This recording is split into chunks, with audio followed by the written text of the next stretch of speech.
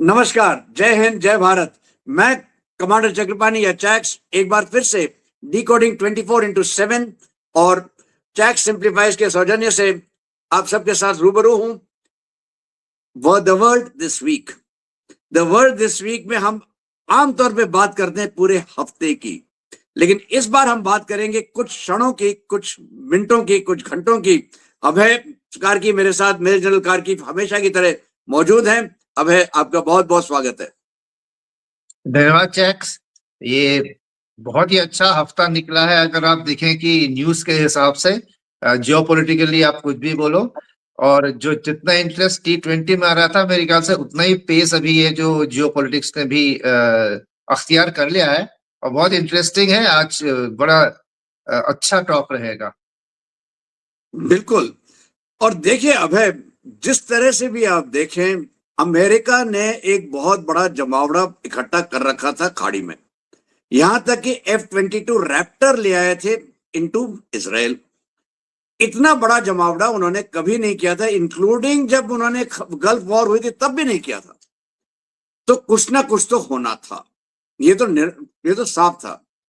अब ये युद्ध जो है, जो कल छिड़ा है, एक बहुत निर्णायक स्थिति पे पहुंचा हुआ है। एक तरफ ईरान ने न्यूक्लियर वेपन प्रोग्राम के ऊपर अंकुश लगाने से किसी ना किसी तरह से मना ही किया। दूसरी तरफ बैलिस्टिक मिसाइल्स पे उन्होंने मना कर दिया साफ। फिर उन्होंने कहा कि हम रेजिम चेंज भी नहीं मानेंगे, और अमेरिका इन तीनों पे अड़ा हुआ था। और आखिरकार हमला हो गया, कल हो गया। हमले में बहुत सी चीजें हुई हैं, लेकिन प्रथम दृष्टया आप इसको कैसे देखते हैं? देखिए, ये एक बड़ा डिफाइनिंग मोमेंट है वेस्ट एशिया की पॉलिटिक्स, जियो पॉलिटिक्स में और पावर प्ले में। क्योंकि एक इजराइल के ही एक नेता ने अभी कल बोला था कि ये तो होना ही था, क्योंकि अगर ईरान की न्यूक्लियर और बैलिस्टिक मिसाइल जो कि इंटरकॉन्टिनेंटल क्लास में पहुंच रही थी, अगर इसको नहीं आप बंद करते, तो एक तो ईरान की जो शपथ है कि इजराइल को खत्म करेंगे वो हो जाता, और दूसरा जो ईरान खुद है वो इनवल्नरेबल हो जाता। इसका मतलब कि कोई उसको छू नहीं सकता था अगर उसके पास missile force with nuclear warrant हो जाती। अगर आप अपना दिमाग ले जाएं तो आज ईरान को इतना मार रहे हैं, खुशी से मार रहे हैं, बिना बेधड़ मार रहे हैं, लेकिन नॉर्थ कोरिया को कोई छूता तक नहीं है। तो ये दूसरा नॉर्थ कोरिया हो जाता। छूना इसको मुश्किल था। इसके प्रॉक्सीज जो है, हमास, हूती और हिजबुल्ला, वो इजराइल के ऊपर अब बेखौफ हावी होते मिसाइल रॉकेट से, और ये जो एक न्यूक्लियर पावर होके इसको कोई छू नहीं सकता था। मेरे ख्याल से कोल्ड वॉर के बाद सिर्फ एक इंडिया ही है जिसने एक दूसरी न्यूक्लियर पावर के ऊपर उसके न्यूक्लियर फैसिलिटी पे ही अटैक करके करने का दम दिखाया और बोला कि दोबारा ऐसी हरकत मत करना, दोबारा ब्लफ करने की कोशिश मत करना। लेकिन इसके अलावा किसी भी न्यूक्लियर पावर कंट्री को कन्वेंशनली कोई दूसरा आदमी छूता तक नहीं है, और छू भी ले तो उसकी न्यूक्लियर फैसिलिटी को नहीं छू पाता है। तो यह तो बात शुरू होनी थी, और इसीलिए इसराइल के थ्रू ही उनके न्यूज चैनल से आ रहा है कि ये तो 6 महीने पहले ही डिसाइड कर लिया था कि करना है, इस लीडरशिप को हटाना है, खमैनी को हटाना है। क्योंकि खमेनाई जो है वो इतने सालों से उसने जो कड़ा रुख अपना रखा था, जो रेडिकल और आइडियोलॉजी में वो गढ़ा हुआ था, और उसके आसपास की जो कोटरी थी, गवर्निंग काउंसिल वगैरह, वो किसी के पास की नहीं थी। और क्या होता है, एक डेमोक्रेसी अगर आप ले, हम कहते हैं 4 साल ट्रंप को झेल लो, बाद में कोई और आ जाएगा, या ये वाला 5 साल बाद जब हो जाएगा नेथन्याहू चला जाएगा, दूसरा आ जाएगा। कुछ लोग सोचते हैं मोदी चला जाएगा तो हमारा वक्त आ जाएगा। यानी पॉलिसीज जो है वो पर्सनैलिटी पे डिपेंड नहीं करती, क्योंकि पर्सनैलिटी चेंज कर जाती है। लेकिन ऑटोक्रेसी में क्या होता है, 30 साल से वही आदमी अपनी वही झंडे गाड़ के बैठा हुआ है, और वो डिफेंड करता है अपनी आइडियोलॉजी को और अपने डिसीजंस को, अपने कट्टरवाद को। वो नीचे नहीं आ सकता। तो अगर वो आदमी हट जाता है तो शायद नीचे कुछ आपको एक दो और लीडर्स मिले जो ज्यादा मॉडरेट हों और उससे बात की जाए। अभी ट्रंप ने बोला है कि अभी हम बात कर सकते हैं, क्योंकि वो सबसे बड़ा रोड़ा जो था वो हट गया है, और ये बड़ी खुशी की बात है। ये अभी ट्रंप ने थोड़ी देर पहले बोला। तो ये अभी यहाँ बिल्कुल। पे बात अब अटकी हुई है। अब यहाँ जी पे मैं आपका दृष्टि एक और जगह ले जाना चाहता हूँ। जो आपने लीडरशिप की बात की है, डेमोक्रेसी वर्सेस ऑटोक्रेसी की बात की है, बिल्कुल सही है। और जो आपने कहा कि इजराइल को नष्ट करने की कसम खा रखी थी, वो उसका नेशनल एम था। अगर आप देखें ईरान का, तो ये तो एग्जिस्टेंशियल क्राइसिस थी इजराइल के लिए। अब ये साफ हो गया है कि लीडरशिप को तो आपने नष्ट कर दिया है। खमेनाई चले गए हैं, उनके साथ साथ जो करीब करीब 200 केसेस ज्यादा भी जो उनके टॉप लीडरशिप हैं ईरान के, वो भी खत्म है। ठीक है, 40 तो टॉप मोस्ट लीडरशिप को उन्होंने खत्म कर दिया। डिफेंस मिनिस्टर है, आईआरजीसी का वो है, लोग कहते हैं पेशकियां भी नहीं है। और एक तरह से अनाउंसमेंट हुई है कि खमेनी के बेटे जो है मुश्तबा, उनको शायद सुप्रीम लीडर बनाया जाएगा। एक ये दृश्य, इसको आप सामने रखिए। दूसरा, क्या आपको लगता है कि खमेनी को मार दिया था और इसीलिए ईरान ने जो खाड़ी के देश हैं उनके ऊपर अटैक हमला बोला, यहां तक कि दुबई में हमला बोला, दुबई एयरपोर्ट बंद हो रखा है। उन्होंने बाकी देशों पे भी हमला बोला और नतीजा ये रहा है कि खाड़ी के देश जो आम तौर पे न्यूट्रल रहते हैं या अमेरिका को रोकते हैं कुछ करने से, सऊदी अरेबिया हो, कतर हो, उन्होंने कहा कि हम अमेरिका के साथ हैं। ये दोनों को आप कैसे एक साथ मिलाते हैं? देखिए, ये दोनों अपने में ही एक सब्जेक्ट है। एक तो है सक्सेशन ऑफ द रिजीम। क्या रिजीम में अभी ये ऑर्गेनाइजेशन बचा हुआ है कि वो दूसरा सक्सेसर कर दे? अभी न्यूज में आ रहा था कि प्रेसिडेंट, आप कहते हैं पश्चाताप नहीं है, वो कह रहे प्रेसिडेंट और जो उनका चीफ जस्टिस है वो मिलके अभी नई सरकार को संभालेंगे। ऐसा कुछ अनाउंसमेंट न्यूज में आ रहा था। और उसके अलावा जो खमेनी के बेटे हैं उनको बहुत पहले से लाने की कोशिश हो रही थी, लेकिन कुछ उनकी इनएक्सपीरियंस और कुछ उनकी जो अय्याशी वाली खबरें थी, इसलिए उस पे एक रेजिस्टेंस लगा हुआ था। अभी वक्त बताएगा कि क्या ये मॉर्निंग का टाइम जो 40 दिन की उनकी शो के उसके बीच में ही लगा देंगे या उसके बाद अनाउंस करेंगे, क्योंकि अगर लड़ाई में कोई देश है तो उसको लीडरशिप बहुत जरूरी है, जो फिलहाल मेरे ख्याल से आईआरजीसी ने जो जनरल बचे हुए हैं उन्होंने संभाल रखी है। इसमें एक जो अभी तक जो एक्शन हुआ था उसमें एक सोचने वाली बात यह है कि टॉप लीडरशिप पुरानी पूरी रूढ़िवाद जो थी वो हट गई है। आईआरजीसी की भी एक हद तक और पॉलिटिकल भी, ये दोनों ही जो थे, जैसे चाइना में पीएलए अपनी सीसीपी की फौज है, वैसे ईरान में समझ लीजिए आईआरजीसी जो ये क्लेरिक्स है कि गवर्निंग काउंसिल, इनके वो देश पे नहीं बल्कि पार्टी को, रिजीम को बचाने के लिए आईआरजीसी है। इसमें अगर जो रेडिकलाइजेशन है, हम ये नहीं कह सकते कि पूरा ऊपर की लीडरशिप ही रेडिकलाइज थी, लेकिन उनमें एक्सपीरियंस था और मेच्योरिटी थी, सालों साल देखा था। अभी अगर कोई कर्नल या कोई लेफ्टिनेंट कर्नल लेवल के बचे हुए हैं जूनियर लीडर्स जो कि खून खोला हुआ है और वो सुप्रीम लीडरशिप के सपोर्ट में आके डिसीजन लेंगे, तो ये लड़ाई में थोड़ा मुश्किल हो सकता है। लेकिन इसके साथ ये भी है, रजीम के अंदर काफी इन्होंने अपनी हायरार्की बना के रखी हुई थी और खमनाई ने बोला था कि 4 लेवल डाउन तक उन्होंने नॉमिनेट कर रखे थे कि कौन संभालेगा। अब क्या इनका कम्युनिकेशन अभी कैसे करते हैं, कैसे स्ट्रीट प्रोटेस्ट पे प्रेशर आता है, क्या मिलिट्री रूल आ जाएगा, ये 2-3 ऑप्शंस देखने का। दूसरी आपने बात की है कि क्यों अरब स्टेट्स को ईरान ने टारगेट किया है, दुबई और कुवैत वगैरह को। तो वो एक तो देखिए शिया सुन्नी की तो बात चलती ही रहती है हमेशा, और उनका तो है ही। हाँ, और जो रजीम है वो इसलिए भी गुस्सा है, इसराइल से आया अटैक, क्रूज मिसाइल्स गई होंगी अरब स्टेट्स के ऊपर से, रॉकेट्स उनको दिखे होंगे, वैसे नहीं विजुअली भी दिख जाते हैं, किसी ने उनको इत्तला नहीं किया है। जब तक कि पहला बम नहीं गिरा था, ईरान को हवा तक नहीं थी कि अटैक शुरू हो गया। देखिए, कोई बैलिस्टिक मिसाइल हो चाहे क्रूज मिसाइल हो, आधा घंटा पौना घंटा तो लेगी ना, अगर इजराइल या कहीं से शिप से लॉन्च किया गया है, और वो जाएगी तो ये अरेबियन पेनिनसुला के ऊपर। इन सब देशों को उसका मतलब ये है, ये मिली भगत थी, आपको पूरा सब कुछ पता था, लेकिन आपने हमें वार्निंग नहीं दी और इसीलिए हमारे को ये लॉस हुआ है। एक तो ये है, और दूसरा अभी उन्होंने जो नीजक रिएक्शन है, जब उनके ऊपर अटैक आया है तो उन्होंने आओ देखा ना था, उनको जो भी लगा जहां जहां यूएस बेसेस हैं या प्रो वेस्टर्न है, उन सबको सबक सिखा दिया। और जो मैंने बोला एक अंडरलाइन जो है शिया और सुन्नी का, और वो तो फर्क चलता ही रहता है। बिल्कुल।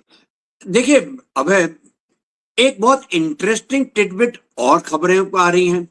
वो ये हैं कि ईरान ने जो गल्फ ऑफ हॉर्मूज बंद करने के लिए अपनी चेष्टा की है, अभी भी कर रहे हैं, वो इस्तेमाल करते हैं, उनके पास जो पुराने सिल्क वर्म मिसाइल्स हैं और गन बोट्स हैं उनको इस्तेमाल करते हैं। इनके ऊपर जो अटैक हो रहा है अमेरिका की तरफ से, वो हो रहा है हेलीकॉप्टर गनशिप से। और ये जो हेलीकॉप्टर्स हैं वो पाकिस्तान में पसनी एयरफील्ड से टेक ऑफ कर रहे हैं। अगर ये सच है और पाकिस्तान के पसनी एयरफील्ड का इस्तेमाल हो रहा है ईरान के खिलाफ, ये अपने आप में पाकिस्तान अगर मरने की कगार में है, लिक्विड ऑक्सीजन पे जी रहा है, इसका क्या ऑक्सीजन कट ऑफ होने वाला है? देखिए पाकिस्तान T20 से तो आउट हो ही गया है कल। क्या उसके पास क्या उसके पास सेमीफाइनल खेलने के ऑप्शन है? नहीं है। वैसे यहाँ पे चाइना से भी उसको किक पड़ी है और अमेरिका का उसने उंगली पकड़ी हुई है। तो क्या वो अमेरिका को ना कहने का उसको ऑप्शन है? नहीं है। अमेरिका जो चाहेगा जहां चाहेगा उसके वहां से इस्तेमाल करेगा, और उसके लिए अगर पैसे दे दे तो फिर तो पाकिस्तान बहुत ही खुश है, मेरे को पैसे मिल गए हैं। और आज की हालत में जब उसको अफगानिस्तान ने वैसे ही ऊपर से मार मार के रखा हुआ है, उसके पास ना तो टाइम है ना दम है ये देखने के लिए कि नीचे बलूचिस्तान में और कराची की तरफ को क्या हो रहा है। हाँ, ये ग्वादर और पसनी जो है, बल्कि ग्वादर ज्यादा नजदीक पड़ता था ईरान के लिए, लेकिन पसनी से भी अगर हेलीकॉप्टर्स, अटैक हेलीकॉप्टर्स ने टेक ऑफ करके उनको एंगेज किया है, वो भी ठीक ही है, क्योंकि अमेरिका को बेस तो चाहिए ही वहां पे। अगर उसने ईरानियन नेवी की स्पीड फोर्स को इंटरडिक्ट करना है और अपने एयरक्राफ्ट कैरियर्स को ज्यादा नजदीक नहीं लाना चाहता, 300 किलोमीटर की दूरी बनाए रखना चाहता है, तो उसके लिए लैंड ऑप्शन जो है वो पाकिस्तान के थ्रू ही है। इसीलिए हर जगह जब भी होता है पाकिस्तान जो है वो अमेरिका के लिए, जब टॉयलेट पेपर की जरूरत होती है तो चाइना जो है, अमेरिका जो है उस टॉयलेट पेपर को इस्तेमाल करता है, चाहे वो अफगानिस्तान में हो चाहे वो इधर की तरफ हो।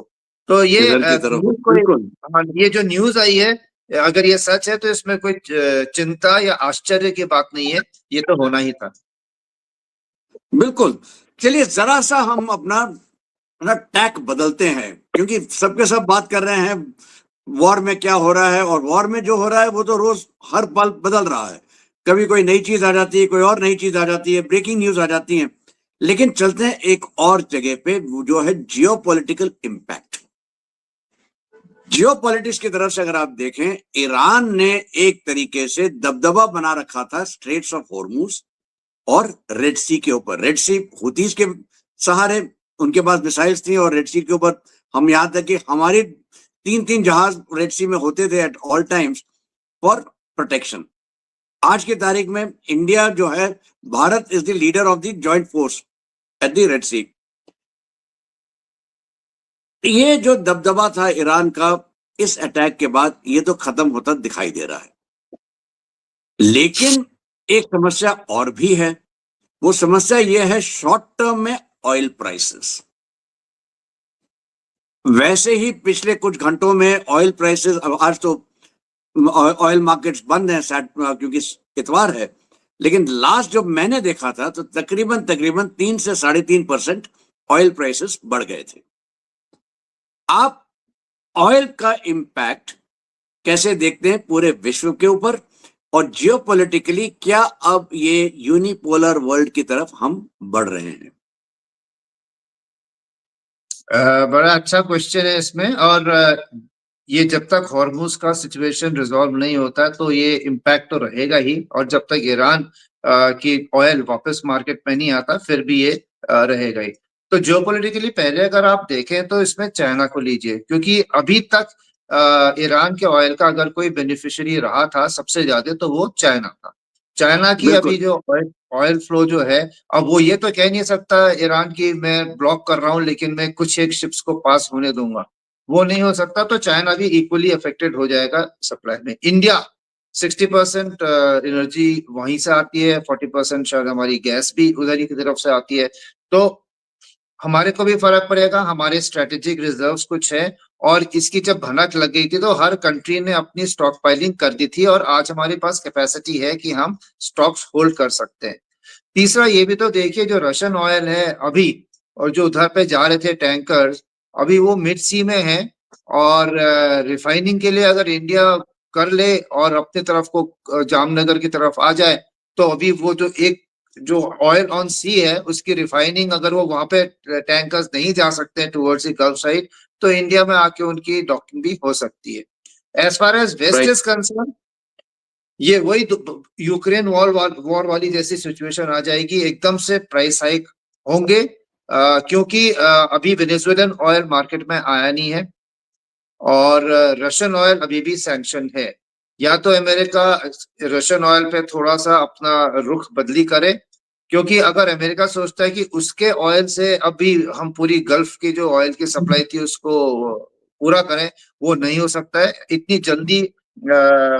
ऑयल का बिजनेस जो है वो ट्रैक चेंज नहीं कर सकता है। तो फिलहाल oil price in the immediate future तो होना ही होना है और इससे सारी इकोनॉमीज को फर्क पड़ेगा, including India to an extent. लेकिन ये भी देखना है कि अमेरिका ने बोला है हम एक शॉर्ट वॉर करेंगे, वो लंबी वॉर देख नहीं रहे हैं, बूट्स ऑन ग्राउंड है नहीं। तो अमेरिका का अभी तक जो प्लान है वो ये है कि रिजीम चेंज कर दिया है और ट्रम्प ने अभी बोला है कि जो सबसे बड़ा रोड़ा था, the most obstacle is removed, now we can have talks. उसने टॉक्स के लिए ऑफर किया है और ये कैरेट एंड स्टिक अभी चलेगा। ये ध्यान में रखते हुए कि एक ईरान में मॉडरेट रिजीम आ जाए जो कि ये शर्तें जो थी वो मान ले। इस बीच में आज की तारीख में भी 30 अभी अटैक्स जो इन्होंने इजरायलीज ने किए हैं, उनके सारे बैलिस्टिक मिसाइल्स के जो सेंटर्स हैं, लॉन्चर्स हैं और प्रोडक्शन सेंटर्स, उनको अटैक किया जा रहा है। न्यूक्लियर का तो वो बाद में देख लेंगे, टॉक से भी हो जाएगा। एम तो यही है ना कि ईरान जो है वो एक न्यूक्लियर केपेबल नेशन ना बने और इसराइल को एग्जिस्टेंशियल थ्रेट ना हो। और दूसरा ये है कि ये इतने दिन भी ना चले यूक्रेन की तरह कि पूरी दुनिया का भट्टा बैठ जाए, तो उसके लिए ये स्विफ्ट देख रहे हैं। तीसरी बात है, क्या एक यूनिपोलर वर्ल्ड ऑर्डर की तरफ बढ़ रहा है? ये मैं नहीं समझता हूं, क्योंकि सेलेक्टिवली इंडिविजुअली ठीक है अमेरिका ये कर रहा है जो उसने करना है, और इस समय रशिया के पास ताकत नहीं है और चाइना ने मेरे ख्याल से लॉन्ग टर्म सोच के ये देखा है कि यहाँ पे अभी अपने हाथ डालना ठीक नहीं है। जो उसको कवर्ड सपोर्ट है, जो उसको electronic warfare, satellite imagery, communication वगैरह ईरान को दे सकता था देगा, लेकिन इतनी जल्दी जो ये डिसमिनेट हो गई है लीडरशिप, अब वो भी अपने जो ऑप्शंस हैं दोबारा देखेगा चाइना। हो सकता है प्रो यूएस अगर आ जाती है, अगर ऑयल वो अमेरिका कंट्रोल करता है, तो चाइना ठीक है, बोला ठीक है मैं इसी से लेता हूँ, क्योंकि उसको तो अपना इन्फ्लुएंस वहां पे जो है वो बरकरार रखना है। और आज की तारीख में ईरानी डिफेंस फोर्सेस और ईरान के पास ये ताकत नहीं है कि अमेरिका को हरा दे, वो रेजिस्ट कर सकता है। तीसरी बात यह है जियोपॉलिटिकली कि ईरान के जो ये पहले ही उसको टेरर हब बोल रखा है, और डोनाल्ड ट्रंप ने बोला है, बल्कि मार्क रूबियो ने बोला था कि इसने मेरे डोनाल्ड ट्रंप पे असैसिनेशन अटेम्प्ट भी करवाए हैं यूएस मेनलैंड में। तो ये जो अगर देखें, अगर वो कन्वेंशनली न्यूक्लियर वे में नहीं कुछ कर पा रहा है, तो क्या ईरान अपने ये वाले एसेट्स जो होते हैं उसके कवर्ड एसेट्स और सो कॉल्ड टेररिस्ट, उनको अगर एक्टिवेट करता है, तो ये अमेरिका के लिए, वेस्टर्न वर्ल्ड के लिए एक खतरे की बात है। और इसको आगे देख के हमें लगेगा कि क्या ये जल्दी खत्म हो जाता है, एक प्रो वेस्ट रिजीम आ जाती है जो कि डिसमेंटल कर दे टेरर नेटवर्क को, या फिर आईआरजीसी जो है वो दोबारा कंट्रोल स्थापित करके एक मिलिट्री रूल लाता है। तो ऐसी हालत में जो है मेरे ख्याल से पाकिस्तान की तरह ईरान का भी export of terrorism, export of Assassin's ये बढ़ सकता है। ये दोनों एक रिस्क जो अमेरिका ने लिया है, इसको जल्दी अगर लड़ाई खत्म करके फेवरेबल सरकार लग जाती है तो ठीक है, नहीं तो फिर हम एक खतरनाक दौर की तरफ बढ़ रहे हैं। जी बिल्कुल, क्योंकि देखिए साफ दिखाई देता है जो अमेरिका ने शुरुआत में कहा था मेरे वॉर एम्स क्या हैं, उसने साफ साफ कह दिया था, एक, न्यूक्लियर वेपन कैपेबिलिटी नहीं होनी है। दूसरा, बैलिस्टिक मिसाइल्स आपको अंकुश में लाने हैं। तीसरा, उसने कहा था कि जो 3H हैं आपके जो प्रॉक्सी हैं, हमास, हिजबुल्ला, हुती, इनको आप खत्म करिए। चौथी बात उसने कही थी कि मैं रिजीम चेंज चाहता हूं, और पांचवा, ईरानियन नेवी का जो भी काबिलियत थी स्ट्रेट्स ऑफ हॉर्मूज को बंद करने की, वो मैं खत्म करना चाहता हूं। ये उसके स्टेटेड एम्स थे। एक हिडन एम था जो उसने कभी नहीं बताया, that was China, that was oil. क्योंकि देखिए अमेरिका ने जितना भी किया है पिछले, अगर आप 30 40 50 साल से भी अगर आप देखते हैं, वो सारा का सारा ऑयल के ऊपर फोकस्ड रहा है, पेट्रो डॉलर के ऊपर फोकस्ड रहा है, डॉलर की सुपीरियोरिटी के ऊपर फोकस्ड रहा है। अगर पिछले ही कुछ सालों की बात अगर आप करें, कुछ महीनों की बात करें, चाहे वो वेनेजुएला था, अब चाहे वो ईरान हो गया है, ये सारा का सारा अगेन वो तेल के ऊपर ही फोकस्ड है। और तेल के साथ साथ चाइना को किस तरह से वो नीचे कर सके, चाइना जो उठ रहा था एज ए कॉम्पिटिटर, उसको वो गिरा सके। उधर चीन ने अपने आप थोड़ा बहुत मदद कर दी कि उनके वहां पे लीडरशिप क्राइसिस चल रही है, झैंगोशिया निकल गए हैं, उनको तो अब खबरें तो उनके बारे में कोई बात ही नहीं करता, संभवतः वो मर चुके हैं। ठीक है, कई पिछले कुछ 3 दिन पहले ही करीब 15 उनके टॉप लीडरशिप में परिवर्तन हुआ है। मतलब ये है कि अब शी जिनपिंग ने अपना दबाव बना लिया है, लेकिन इकोनॉमिक क्राइसिस से तो उभरे नहीं है। उनकी मिलिट्री में क्राइसिस है, लीडरशिप की। इस सब के साथ उन्होंने जो है, ट्रंप ने बिल्कुल फोकस तरीके से तेल के ऊपर अंकुश लगाया है, और ईरान उसमें आखिरी कड़ी है। रशिया ने वैसे ही, पुतिन का पिछले 3-4 दिनों का बयान है कि मैं डॉलर के ऊपर फिर से जाना चाहता हूं, मैं युआन की तरफ नहीं जाना चाहता हूं। मतलब एक तरीके से पुतिन भी दिखा रहे हैं कि हम इंटरेस्टेड नहीं है चाइना में। पुतिन का एक और बहुत इंटरेस्टिंग बयान आया था। उन्होंने ये कहा था कि इजराइल में देखिए ज्यूज हैं, और इसमें बहुत बड़ी तादाद है रशियन ज्यूज की, मैं इजराइल के खिलाफ अटैक कैसे कर सकता हूं। मतलब ईरान की तरफ वो नहीं जा रहे हैं, ईरान को मदद मिलने की संभावना कम हो गई थी पहले से ही। इस सब के बीच में दिखाई देता है कि अमेरिका, चाहे भले ही यूनिपोलर वर्ल्ड ना हो, लेकिन फर्स्ट अमंग इक्वल्स तो हो ही गया है as far as geopolitics is concerned. और अमेरिका के पास क्षमता भी है, इरादा भी है, काबिलियत भी है, और वो पॉलिटिकल विल है कि मैं अपनी ताकत का इस्तेमाल कर सकूं। इस सब से भारत को क्या सीख लेनी चाहिए? क्या हमको भी एक तरीके से अपने आप को आत्मनिर्भर की तरफ जाना चाहिए, वेपन्स में हो और या ऑयल में हो, एनर्जी सिक्योरिटी के नाम पे हो, चाहे अपने इकोनॉमी के ऊपर हो? क्या हमको ज्यादा से ज्यादा इंडिपेंडेंट होना पड़ेगा, ताकि हम अमेरिका जैसे देशों के, आज अमेरिका ईरान पे कर रहा है, कल कोई और भी हो सकता है। आज चीन पे कर रहा है, कल वो कहेगा कि इंडिया बहुत बड़ा हो गया, हम इंडिया के ऊपर अंकुश लगाना चाहते हैं। तो क्या हमारे लिए, आप इसको कैसे देखते हैं? भारत को क्या करना चाहिए?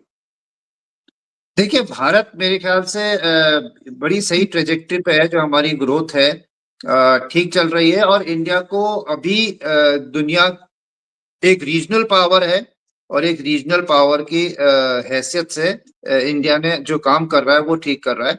लेकिन ये समझना पड़ेगा कि अगर अमेरिका नंबर 1 है, वो बहुत आगे है, और हमें अभी काफी काम करना है अपने को एक इस लेवल पे लाके कि हम खुलेआम टक्कर मार लें। क्योंकि अगर एक डेवलपिंग नेशन अपने को वॉर्स में और बाकी चीजों में इंटरफेरेंस देता है, तो फिर उसकी ग्रोथ रुक जाती है। तो हमारा, जैसे करेक्ट। चाइना ने भी बोला था 80s और 90s में कि let the economic engine pull the military train, and एक दूसरा था कि hide your strength and bide your time, कि आप बाय योर अपनी, टाइम, बिल्कुल। हाँ, आप अपनी उभरती हुई शक्ति को थोड़ा कम दिखाएं, और वक्त आने पे ही अपनी मुट्ठी खोल लें। फिलहाल अपनी शक्ति को अंदर की जो है उसको बढ़ने दें, और उसके लिए एक ऐसा महफूज एनवायरनमेंट बना के रखें आसपास इर्द गिर्द का, कि आपको जो पोषक खुराक मिलती है, एक देश को चाहिए जो खुराक, चाहे एनर्जी हो, चाहे वो वेपन्स हो, चाहे टेक्नोलॉजी हो, वो खुराक आने के रास्ते खुले रहने चाहिए। और एक पीसफुल एनवायरनमेंट हमारे आसपास होना चाहिए, ताकि हमारी जो एक ट्रेनिंग है देश की, या जो मांसपेशियां बन रही है, हड्डियां बन रही है, उसकी प्रोसेस में कोई दिक्कत ना आए। तो अगर ये देखा जाए, तो इंडिया ने अपने जहां पे उसके इंटरेस्ट है, और जहां पे उसके क्रिटिकल मिनरल्स हो, एनर्जी हो, टेक्नोलॉजी हो, वहां पे उसने अगर कोई रुकावट करता है तो अपना फोर्स या अपना ताकत दिखाना चाहिए, लेकिन अननेसेसरली हर जगह जाके रोज लड़ाई लड़ाने से और अपने वहां पे खर्चा करने से अपने को डिफेंस इतना ही रखिए जो आपकी स्ट्रेटेजिक ऑटोनॉमी बनी रहे और आप किसी पे निर्भर ना हो। क्योंकि अगर आप अपनी खेत में खुद का खाना उगाते हैं, खुद के कुएं से पानी पीते हैं और खुद की साइकिल चलाते हैं, तो आप जो है किसी पे निर्भर नहीं होते। लेकिन आप अगर उधार के पेट्रोल पे अपनी गाड़ी चला रहे हैं और पानी का पाइप आपका एक प्लास्टिक का कहीं से आ रहा है जो कि दूसरे पड़ोसी का आपने ट्यूबवेल से ले रखा है, तो वो उसकी टूटी कभी भी दबा सकता है। तो ये बिल्कुल अगर बेसिक है, तो इंडिया ने अपने को आज की तारीख में सिर्फ एक प्रोग्रेस और ग्रोथ और what is best for India, हम अपनी चाह या इच्छा दूसरों पे नहीं डालें, जो हमारे देश के लिए भला है उसको हम लेके ठीक ठाक सबसे संबंध बनाए रखें और हम लीडरशिप और अपने जो दूर दूर तक हमारे जो रिलेशंस है उनको ऐसे बना के रखें कि हमारी ताकत बरकरार रहे। जो हमने इंटरवेंशन अमेरिका की तरह अगर हवाई जहाज उड़ा के बॉम्ब करने ये कर रहे हैं, वो तब के लिए छोड़ दो जब हमारी अपनी डिफेंस इतनी हो जाए कि हम उसमें भी पूरी तरह से आत्मनिर्भर हो जाए। फिलहाल इतना ही रखो कि कोई आंख अगर हमें दिखाता है तो उसको आंख को हम छेदने की काबिलियत रखेंगे। बिल्कुल सही। और इसी की तरफ आप देखिए, जो जिस तरह से हम ट्रेड डील्स हमने किए हैं, चाहे वो यूरोपियन यूनियन के साथ हो, चाहे वो ऑस्ट्रेलिया और न्यूजीलैंड के साथ हो, चाहे वो यूएई के साथ हो, अमेरिका के साथ एक एक तरीके से फ्रेमवर्क एग्रीमेंट टाइप हुआ है। ये सब वही चीज दर्शाता है। यहाँ पे देखिए दो और इंटरेस्टिंग चीजें आती हैं। नंबर एक, एनर्जी सिक्योरिटी में तेल की अगर जरूरत है और ईरानियन ऑयल फ्री हो जाता है सैंक्शन से, क्योंकि देखिए ये तो अब मान के चलिए कि सरदार उनकी रिजीम चेंज तो हो गया, भाई खमेनेई चले गए हैं तो ये हो गया है, राइट। जो भी आएगा उसको, चाहे वो अमेरिका के पक्ष में ना हो, लेकिन नरम तो होना पड़ेगा। कुछ हद तक तो उसके जो डिमांड्स हैं वो पूरे करने पड़ेंगे। तो मतलब ये है कि इंडिया भारत के लिए ईरानियन तेल एक तरीके से खुल जाता है। दूसरा, आईएनएसटीसी खुल जाता है चाबहार पोर्ट पे। हालांकि अटैक हुआ है, अभी तक ये नहीं पता कि कितना डैमेज हुआ है, लेकिन चाबहार के रास्ते हमको सेंट्रल एशियन रिपब्लिक्स और उसके आगे मॉस्को तक हमें मिल जाती है एक्सेस। उधर आईमैक चल रहा है, I2U2 के ऊपर भी बात हुई है जब मोदी जी इजराइल गए थे। तो इस सबसे साफ दिखाई देता है कि ट्रेड और इकोनॉमी की तरफ भारत बहुत अग्रसर है। नया रेजीम जब आएगा ईरान में, भारत के लिए तो काफी फायदेमंद चीज होगी। और एक और चीज जिसके बारे में बात नहीं होती है वो है टेक्नोलॉजी और कैपेसिटी, कैपेबिलिटी। देखिए इजराइल के पास टेक्नोलॉजी है लेकिन इकोनॉमी और स्केल नहीं है, स्केलेबिलिटी नहीं है। इंडिया के पास टेक्नोलॉजी कम है लेकिन स्केल बहुत ज्यादा है, मैन्युफैक्चरिंग कैपेबिलिटी ज्यादा है। इसीलिए इजराइल हो, यूरोपियन यूनियन हो, यहां तक कि अमेरिका को भी हमारी तरफ रुख करना पड़ेगा। किसी ना किसी तरीके से आत्मनिर्भर भारत में जो डिफेंस के ऊपर फोकस किया है, इसका फायदा अगले कुछ सालों में हमें डेफिनेटली दिखाई देगा। ये आत्मनिर्भरता और डिफेंस, इसके ऊपर आपका क्या विचार है? देखिए, आत्मनिर्भरता का जब हम अभी देख रहे हैं तो सबसे बड़ा मुनाफा हमको डिफेंस में ही हुआ है। और ये एक्सपोर्ट्स के जो फिगर्स हैं इनको अगर आप छोड़ दीजिए, आप ये देखिए कि ऑप सिंदूर में जो एक हमने डेमोन्स्ट्रेट किया था अपनी इंडिजिनस वेपन सिस्टम्स, जो इनोवेशंस आए थे और आकाश तीर वगैरह थे, आकाश थे और पिनाका है, तो इन सब की जो थी हमारी एक स्टैंडिंग बन गई है as a reliable and a trusted and war proven technology और वॉर इक्विपमेंट बनाने वाली कंट्री, चाहे वो आर्टिलरी गन्स हो, चाहे कुछ भी आपके जो जो इस्तेमाल किए गए थे। और ये हमने आत्मनिर्भरता तब की कि अगर कारगिल वॉर की याद रहे, उस समय हमारे पास 155 मिलीमीटर गन्स के एम्यूनिशन खत्म हो गया था और हमको राउंड साउथ अफ्रीका करेक्ट। से बहुत उसमें शिप्स हम लाने पड़े थे। और आज की तारीख में जिसके पास 155 मिलीमीटर राउंड्स नहीं होते हैं यूरोपियन कंट्रीज में, यूक्रेन की लड़ाई में, वो इंडिया से किसी भी रूट से शिप होके जा रहे हैं, हमारे हम एक्सपोर्ट कर रहे हैं उसको। तो फ्रॉम करेक्ट। जैसे हमने कोविड में हमारे पास आईपी नहीं होती थी, आईपी किट नहीं थी, हमारे पास ऑक्सीजन कॉन्सेंट्रेटर्स नहीं थे जब शुरू हुआ, और आखिर में हम नेट एक्सपोर्टर्स मास्क बन नहीं गए थे, और पूरी ग्लव्स दुनिया नहीं को थे। हम वैक्सीन, हाँ मास्क नहीं थे, पूरी दुनिया को हम इंक्लूडिंग वैक्सीन हमने दी थी। तो एक वो करेक्ट। आत्मनिर्भरता की इनहेरेंट हमारे पास कैपेसिटी है, जो हमारा इंटेलेक्चुअल पोटेंशियल है, और जो हमारी टेक्नोलॉजी की एक ग्राउंड फ्लोर है, हमारे आईआईटीज हो गए, आईआईएम्स हो गए, जो भी हो गए, हमारे पास जो एक क्षमता है, और वो भी इतने बड़े स्केल में, जब हम अपने लिए करते हैं तो हमारे पास हमेशा 10% जो होता है वो पूरी दुनिया के लिए पूरा पड़ जाता है, 90% हम ही ले लेते हैं। तो ये डिफेंस में भी हमने जो देखा है, अभी हमने सब जगह करा है। इंजन्स में अगर देखें, जेट इंजन्स वगैरह थे, ये एक दो फील्ड थे जहां पे हम अभी आगे नहीं थे, और जिस हिसाब से हमारे पास रोल्स रॉयस अभी एक आ गया है, साफरान ने ऑफर किया है प्लांट लगाने का, और खुद हमारे कावेरी इंजन की जो अभी मेच्योर हो गई है डेवलपमेंट साइकिल, तो एक बहुत महत्वपूर्ण हमारा बयान जो है वो मिल जाएगा हमको। और हमारी इसमें अगर इंजन्स में, फाइटर इंजन्स में, जेट इंजन्स में, और नेवी के टर्बाइन इंजन्स में, जिसमें अभी एलएनटी ने बोला कि हम भी सक्षम हैं, ये अगर हो जाता है आत्मनिर्भर, तो हमारी दूसरों पे निर्भरता बहुत कम हो जाती है।